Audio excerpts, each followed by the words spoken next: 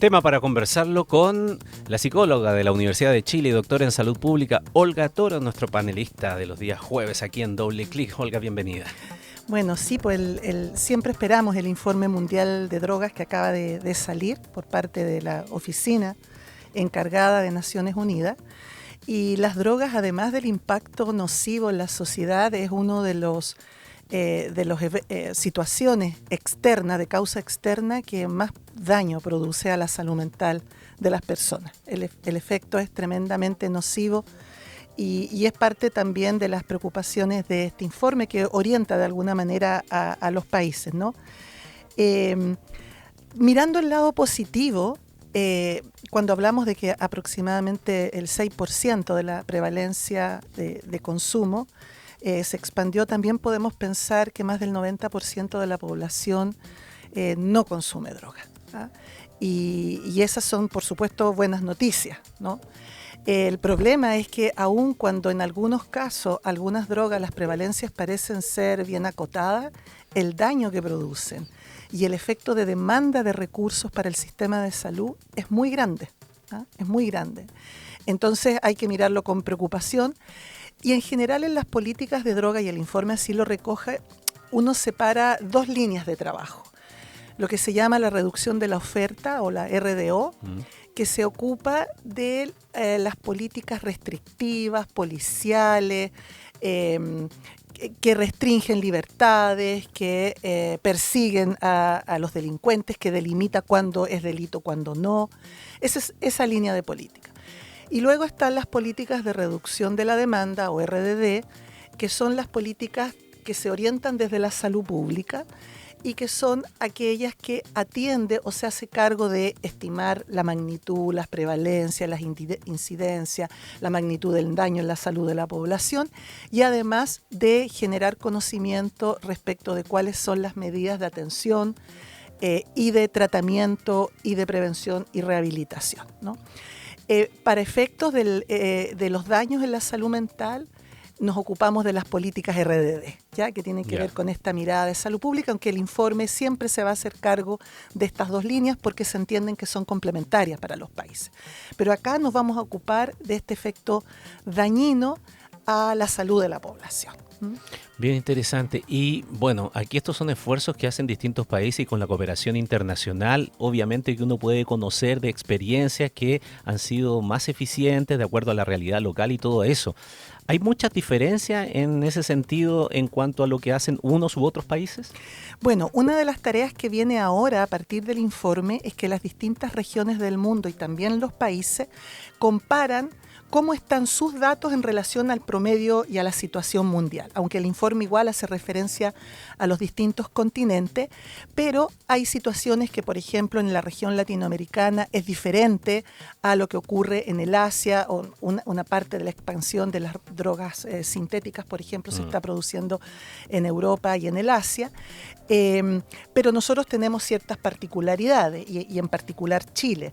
Nosotros tenemos una gracia en Chile, y es que no todos los países han hecho ese esfuerzo, y es parte de lo que el informe incentiva, es que tenemos encuestas poblacionales respecto de la situación del consumo de droga, que las dirige el Servicio Nacional de Drogas, ¿cierto? SENDA, que es dependiente del Ministerio del Interior, y que se hace esta encuesta y el año 24 tenemos el 16 estudio, ya, es decir, imagínate, 16 veces, entonces ya tenemos un panorama del país bastante claro cómo van estas tendencias. Y ahí hay cosas que nos pueden llamar la atención, por ejemplo, bueno, el consumo de las drogas lícitas, porque siempre nos preocupamos de las ilícitas, pero el consumo de alcohol es una de las, cuando tenemos en la población entre 12 y 65 años, cerca de un 35% de prevalencia de consumo de alcohol, es algo que nos debe ocupar, y ya hemos visto varias veces a las autoridades del Ministerio de Salud señalar que es uno de los problemas de salud pública que nos perjudica mucho como población. Pero también el consumo de cannabis, más conocido como marihuana, en que esa prevalencia asciende al 10% y es superior al promedio del informe mundial, ¿ya? Sí. Y eso en Latinoamérica ha llevado, este tipo de prevalencia, sobre todo en marihuana, ha llevado a evaluar aquellas experiencias de legalización, ¿no? Que tenemos experiencias de legalización en Canadá, en varios estados de Estados Unidos, recientemente en el Uruguay, porque había como una sensación de que a lo mejor en ese caso es una droga menos dañina, entonces se ha bajado la percepción de riesgo. Y los informes que tenemos de los estudios que han tratado de medir ese impacto, la verdad que no son nada favorables a esas medidas. La verdad que los resultados más positivos que muestran son en la línea de que se reducen las detenciones por consumo, pero claro, porque si tú ya no lo has declarado delito, eso es esperable. Y hay una mayor recaudación de impuestos. Sin embargo, los efectos en consumo muestran en todos los casos el aumento de consumo en la población adulta. En la población adolescente hay un aumento, pero es mínimo, porque en general en esos países igual se legaliza el consumo, pero no en población menor, como ocurre en el alcohol, en fin, ¿no? Entonces eso sería esperable. Pero en términos de consumo aumenta, disminuye la percepción de riesgo, y eso sí es que es muy grave, porque se tiende a instalar la idea que es inocuo ese consumo, y eso es peligroso sobre todo para los adolescentes, ¿no? Y resulta que cuando vemos los estudios de consumo habitual de cannabis, se duplica y hasta triplica los riesgos de eventos psicóticos, por ejemplo. Y los adolescentes no saben eso, el riesgo que se están sometiendo. Aumento de síntomas depresivos, por supuesto el riesgo de escalar a nuevas drogas más riesgosas. Y desde el punto de vista de las políticas más policiales, lo que se ve es que el mercado no se elimina, que era una de las apuestas, ¿no? De que no hubiera narcotráfico, microtráfico. Lo que se demuestra es que no se elimina, disminuye, pero lo que tiende a hacer el mercado del narcotráfico es que se traslada a drogas más duras, y el aumento entonces del tráfico de drogas sintéticas. Entonces, la verdad que los efectos están demostrando que desde el punto de vista poblacional, y el informe no lo va a recomendar a los países. Bueno, según esto, también alertan respecto de eso, ¿no? De estos traficantes, cómo están aprovechando también la tecnología. Y a mí siempre no me deja de sorprender el ingenio que tienen para poder ir actualizándose, transformándose, tratando de evadir la ley. Me refiero, por ejemplo, a lo que estamos hablando y cómo se disfraza a veces la droga para otros, para transformarlo y traficarlo sin que se dé cuenta, de manera, comillas, bien ingeniosa. Mira, el otro día estaba viendo una nota de un canal amigo en donde había un control en el aeropuerto. Control en el aeropuerto y pasa por la máquina, por el escáner, un envío de amortiguadores de vehículos. Le llama la atención al operario que donde debía venir una sustancia en los amortiguadores que debiera ser como el aceite, se veía, de acuerdo al entrenamiento que tienen ellos, distinto a lo que fuese un aceite, porque le dan unos rangos de tonalidades de colores. Y entonces, por decir, si el color del aceite que se ve ahí en el escáner es celeste, este se veía medio azul. Entonces le llamó la atención, para esto. Y empezaron a revisar los amortiguadores. Abrieron cada uno de los amortiguadores, lo desarmaron, y no era aceite lo que traía, sino que traía una resina de marihuana. Mira. ¿Para el uso para qué? Vapeadores. Que era un nuevo uso que se le está dando a través de una transformación hacia una resina que se le hace un tratamiento y luego se utiliza como vapeadores que pasan colado. Claro. Pero a eso voy, un poco mientras tú decías esto de las nuevas tecnologías, de cómo el tráfico también y la delincuencia va transformándose de acuerdo a aquello y al final hace que sigamos en el problema más o menos de manera igual o peor. O peor.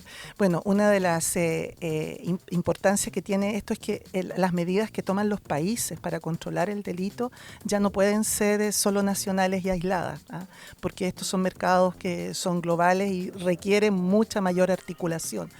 Ahora hay una experiencia muy interesante en Islandia que se ha venido a llamar el modelo islandés para la prevención del consumo de droga en población escolar, adolescente particularmente, que es bien interesante. Claro, algunos dicen, bueno, pero es una isla, es más fácil controlar el tráfico, pero los mercados en esto son muy ingeniosos para igual llegar. Ellos igual tienen medidas restrictivas policiales, ¿cierto? La ilegalidad de las drogas, pero apostaron por un modelo preventivo que no fue a sancionar a la población adolescente, sino trabajar con la población adolescente y con mucho protagonismo de los adultos cuidadores, una estrategia parental de cuidado. Y en 20 años la disminución de las prevalencias ha sido bien impresionante. De hecho, se ve como un efecto de una política pública realmente exitosa en el nivel de consumo, particularmente en los jóvenes entre 15 y 16 años, ¿no? Que es una edad de mucho riesgo de inicio. El inicio temprano en el consumo de drogas, aunque sea incluso el alcohol, es predictor de un mayor riesgo de consumo problemático en la adultez. Y hay medidas que trabajan además muy territorialmente con las escuelas, los municipios, pero sobre todo las familias, donde el Estado subsidió de manera muy importante las actividades deportivas, artísticas, la música, la recreación, es decir, espacios donde los jóvenes interactúen pasándola bien, sin necesidad de consumir droga, y acuerdos entre el mundo adulto respecto de los horarios en que puedan andar en actividades que no están con la familia, respecto de saber, uno de los indicadores de su encuesta, por ejemplo, es la prevalencia de padres que saben dónde están sus hijos en la noche, cuando han salido. ¿Ya? Y eso es un consenso social de que es importante, de que hay que mostrarle al joven de que nos importa, de que estamos cerca, que siempre lo vamos a acompañar, no para vulnerar sus espacios, sino para acompañarlo en su crecimiento, porque se combina al mismo tiempo con esta inyección de recursos y subsidio del Estado para que se generen espacios de convivencia. Bueno, tiene muchos otros elementos, ha sido mirado con mucho interés. En Chile hay equipos que han investigado. El doctor Mariano Montenegro, que fue director del SENDA, generó en su época mucho intercambio con académicos e investigadores de ese país. En fin, entonces hay alternativas, hay que ir mirando la evidencia y siempre junto con, porque uno entiende los países, ¿no? Las políticas que son restrictivas, de control del delito, deben ir acompañadas de medidas de salud pública preventivas que acompañen a las familias, sobre todo a los jóvenes, que es la población que puede cambiar, como lo hizo Islandia, en 20 años realmente el rumbo de lo que venía siendo el consumo.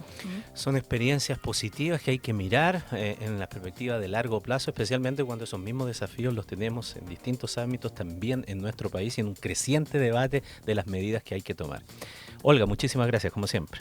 Nos estamos viendo.